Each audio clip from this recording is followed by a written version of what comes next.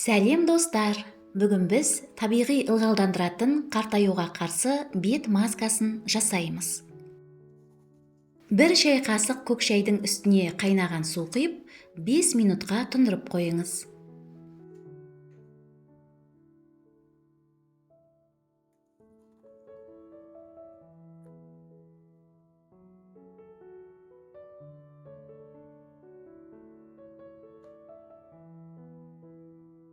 Бізге ақ желкен керек. Ақ желкеннің жасартатын әсері бар. Ақ желкен теріні ағартады, ылғалдандырады және нәрлендіреді. Достар, менің видеомды қай қаладан көріп жатырсыздар? Комментке жаза кетіңіздер. Ақ желкенді ұсақтап кесіп, блендерге салыңыз. Үстіне тұндырылған көк шайды електен өткізіп құйыңыз.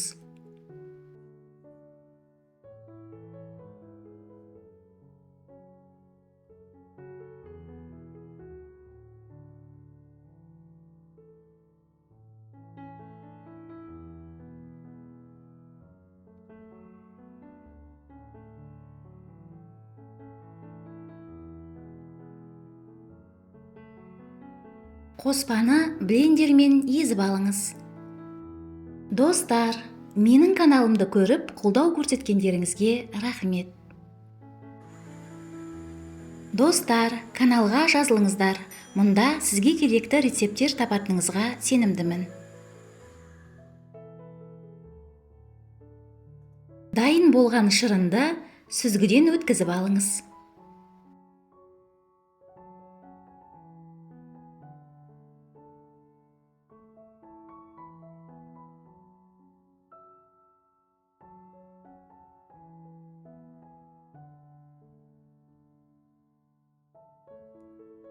Ыдысқа бір ас қасық жүгері крахмалын салыңыз.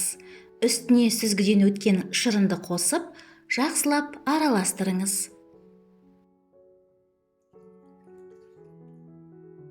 Крахмал әжімдерді тегістейді және құрғақ терімен күреседі. Қоспаны баяу отқа қойып, қоюланғанша пісіріңіз. Дайын болған қоспаны суытып, ыдысқа салыңыз.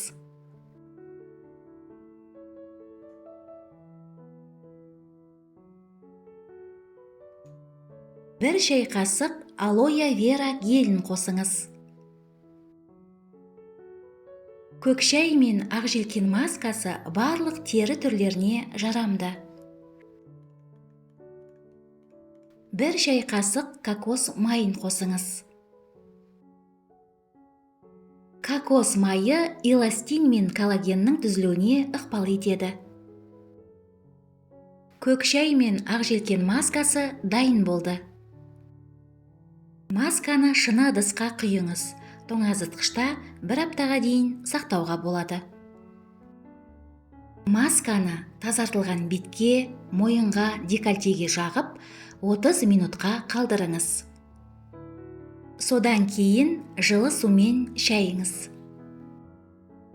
Маска әжімдерді керемет жояды және теріні қатайтады.